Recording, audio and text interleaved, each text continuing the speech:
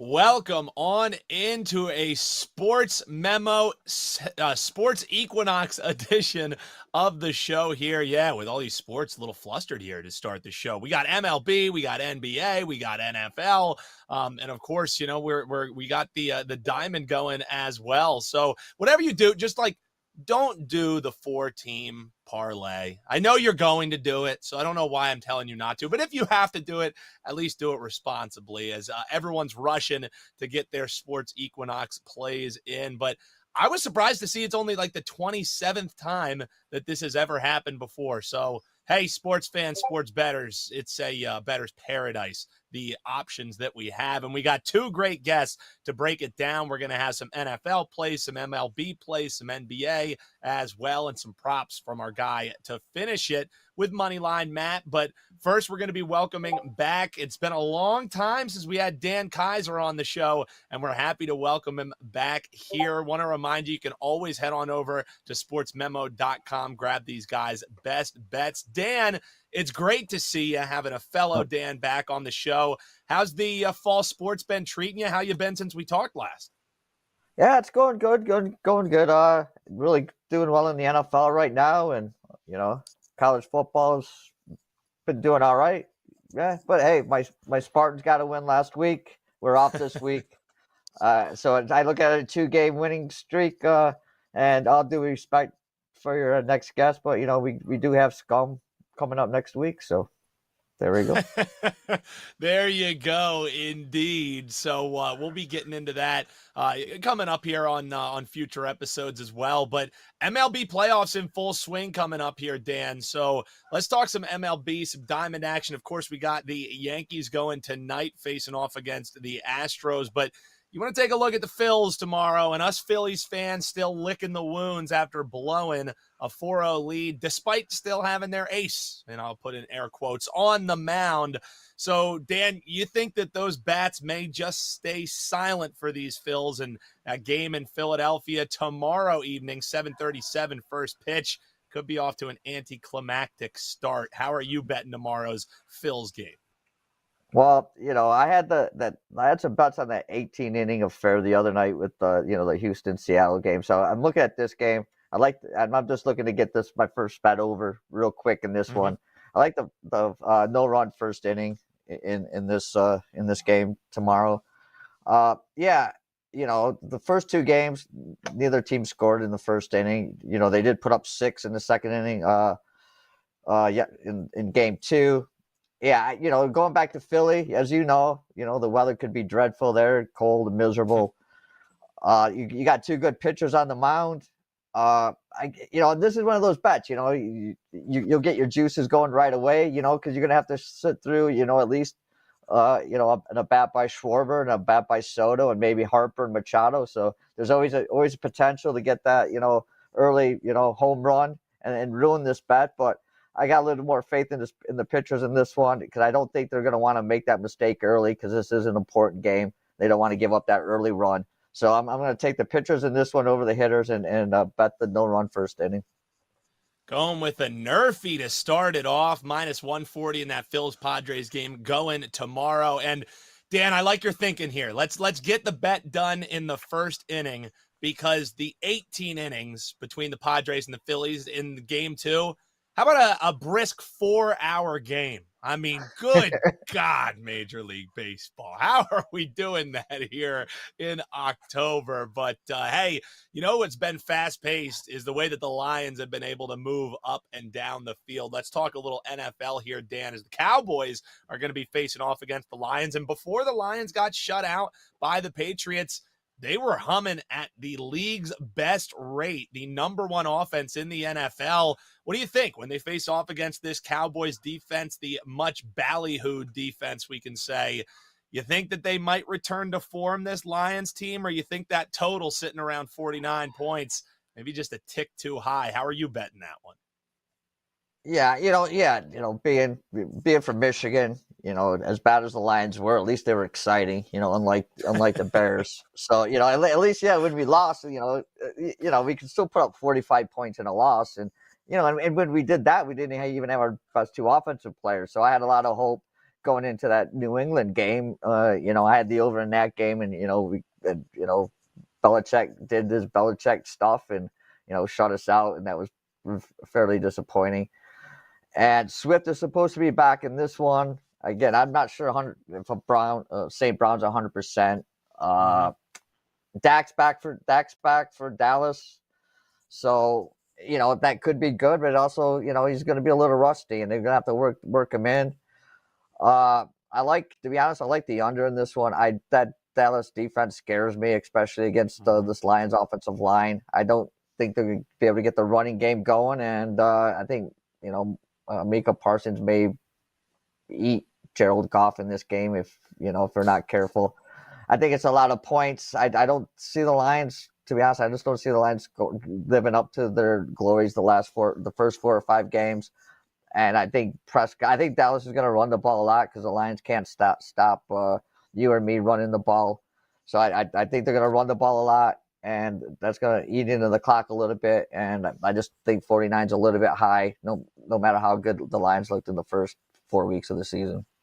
So I'm taking the under. Coming off a bye, it's also the question of, that rest versus rust. And with players in, players out, maybe that 49 a tick too high, according to our guy, Dan Kaiser. Well, Dan, it's great to hear from you again.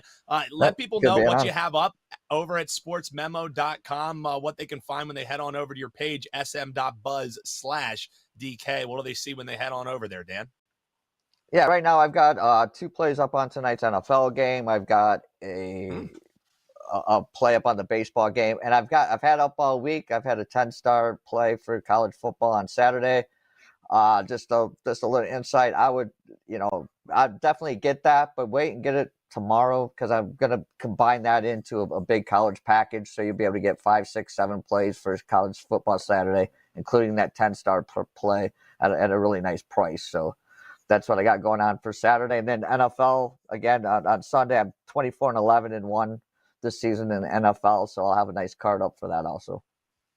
Love to hear it. And 2 of the 4 sports for your Sports Equinox plays you can get on over at Dan Kaiser. 2 plays in the NFL, 1 on the diamond. Dan, always a pleasure talking to you. We'll talk to you soon. Best of luck on your plays, my guy. So that does it with our first guest, a fellow Dan. Always love getting him on there at the top. And bringing our second guest here, Moneyline Matt, because some impressive work out of Dan there, working in a shot at the Bears somehow while talking about an under, and working in a shot during a bye week for his Sparty on the Michigan Wolverines, man. That was some masterfully done stuff there from our guy, Dan. How's it going, Matt? It was. Everything's going good, and I can't lie. Right now, Michigan State, they own the jabs with University of Michigan. It seems like we're the better team every single year, and Michigan State just somehow has our number. But this is the year it stops. Mark my words, it is over going forward. I think Michigan State is actually cursed now. They've been talking a little too much in the offseason. So I think it's Michigan's time, and we're ready to roll. I love to see it. Guests firing shots across the bow. All they care is if each other's plays hit, as long as they're not cross-firing on the plays. So, Matt, we'll get into a little bit later what you have coming up with the UFC this weekend, one of the biggest cards and most exciting cards and what's happening with Abu Dhabi. But let's talk some NBA. Look at this Sixers game, and no, I don't stack the deck with these guests. How I had Dan talking about the Phillies. I did not force Matt to have a play on one of my Sixers, but it just happens that way. So that's how they know to get to the top of the Sports Memo Today card. It's Sixers Bucks tonight, and I'm hoping, at least as far as the spread goes, Sixers 4.5-point favorites. I'm hoping they can fare a little bit better now in the favorite role than they did opening night on the road in Boston. But you don't care about who wins. You just care about if there's some dimes being dropped from my guy, Tyrese Maxey. You got a prop you like a lot tonight, and it's some plus money. Let the folks know, Matt. Yeah, 100%, Dan. And I do care a little bit who wins because I do have an NBA package up for tonight. So just saying that. But yes, Tyrese Maxey, we have over 3.5 assists for some plus money at plus 140. And I think some of this might be because of the first game with the Philadelphia 76ers going on the road and facing the Boston Celtics. In that game, Tyrese Maxey had 21 points and 2 assists and didn't really look to facilitate the basketball all that much. So now fast forward game 2, and we have the Milwaukee Bucks coming to Philadelphia to face the Sixers. This was -4 last night, so now it's pushed to -4.5. And in this game for the Milwaukee Bucks side, they're going to be missing the team's number 2 option in Chris Middleton, and they will also be missing Pat Connaughton off of the bench. So 2 key outside shooters. Chris Middleton, also a player who can go and create his own jump shot, but we are talking about Tyrese Maxey here. And I like his assists actually because of the matchup with James Harden and Drew Holiday. Drew Holiday is one of the top defenders throughout the entire NBA, and he's a tough, he's a tough person to go against for any guard, for that matter. And James Harden, he had a great game in game 1 against the Boston Celtics, but he was hitting a lot of step backs and things of that nature. And I feel like Drew Holiday might give him a little bit of trouble when he tries to drive to the basket in the pick and roll situations. So in comes Tyrese Maxey. Tyrese Maxey is a very good ball handler and potentially the fastest in the NBA with the ball in his hands. He loves to get out in transition. And in the past 4 years, the Milwaukee Bucks have been one of the fastest teams in pace of play. Okay, so all 4 years, top 10 in pace of play. And I expect them to come back and do the same thing because, let's face it, Giannis Antetokounmpo is the star on your team.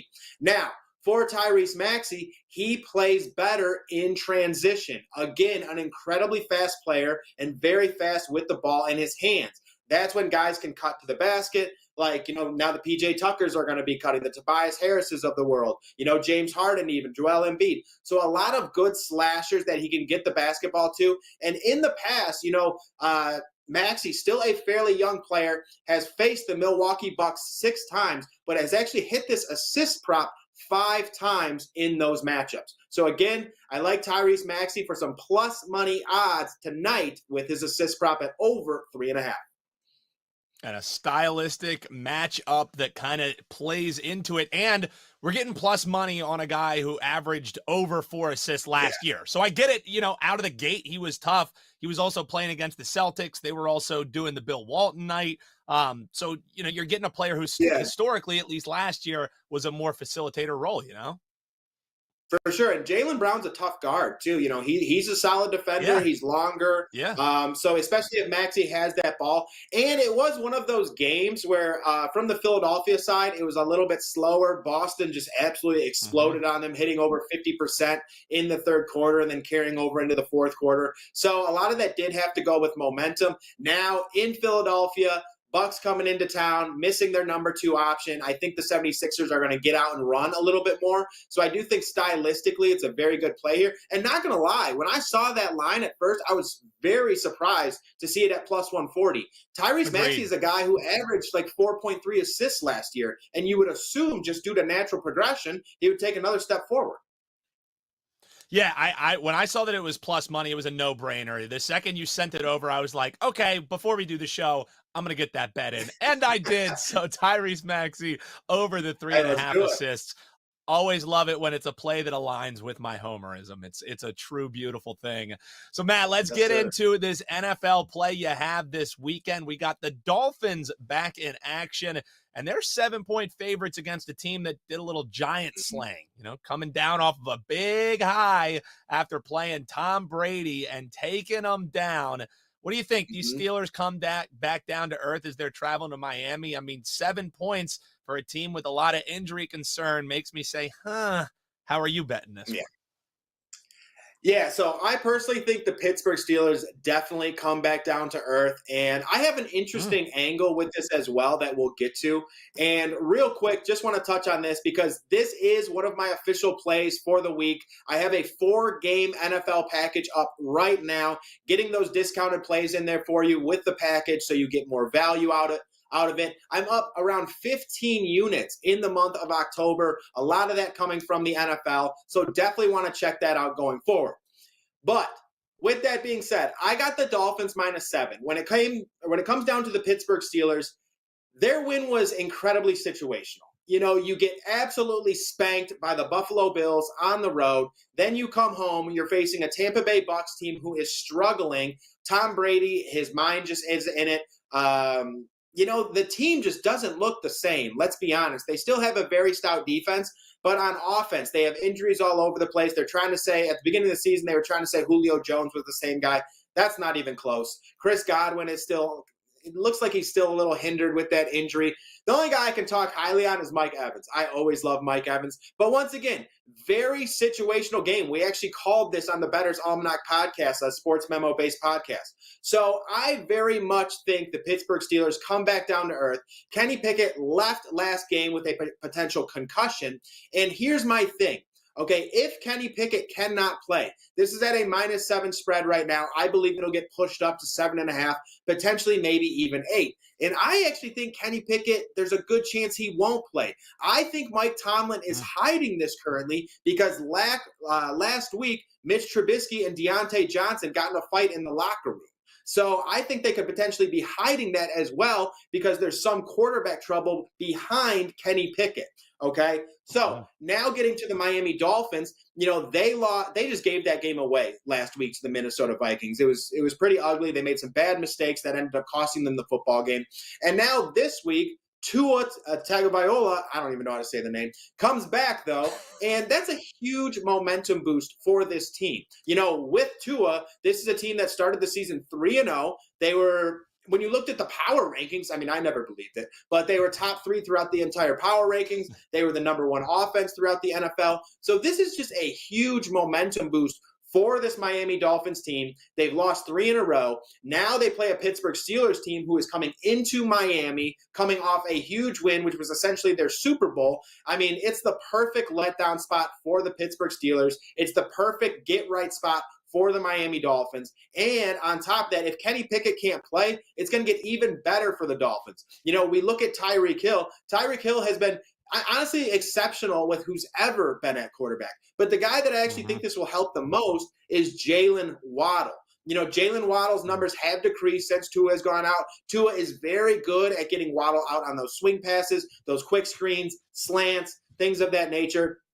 Again, doesn't have the best arm in the world, but incredibly accurate and incredible at hitting those zone holes where your receiver will sit down in that hole. So, again, with the Pittsburgh Steelers, not a very good offensive line, not a very good defensive line. I really believe they're in this letdown spot, and I love that the Dolphins are in this get-right spot, and it might even get better. Take the Dolphins now at -7 before it gets higher.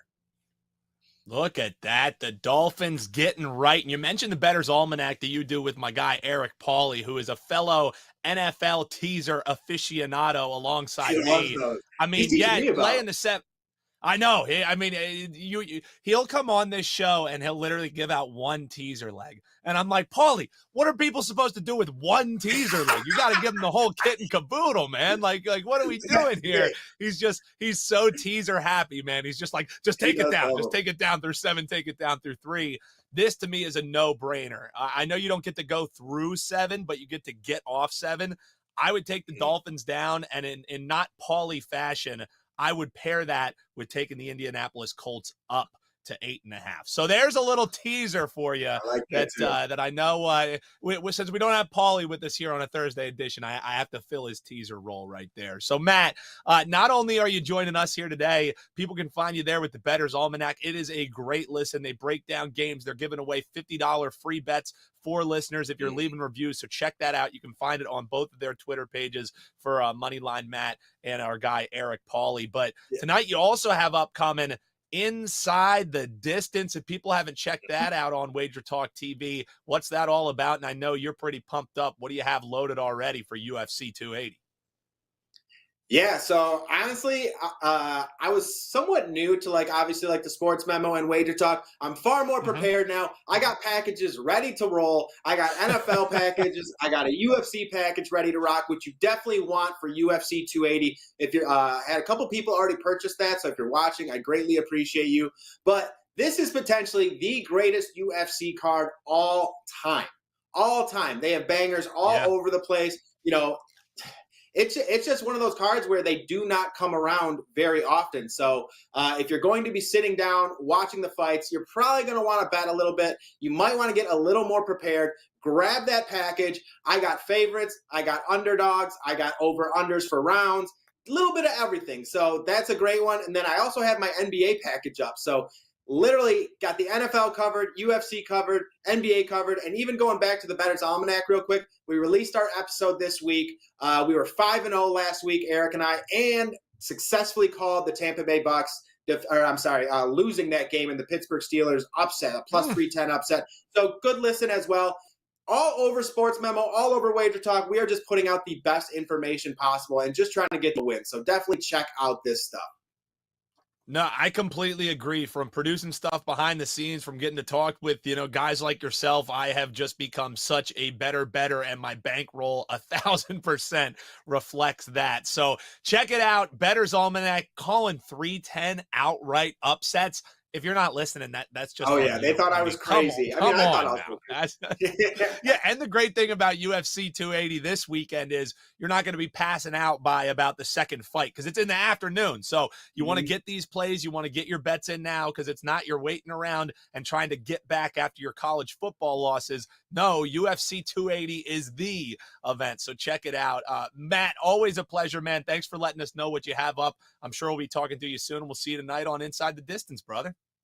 Yeah, for sure. Thank you very much for having me, as always. And I personally think one of the UFC champions will fall. Tune into Inside the Distance and see what Andy thinks, see what Kyle thinks.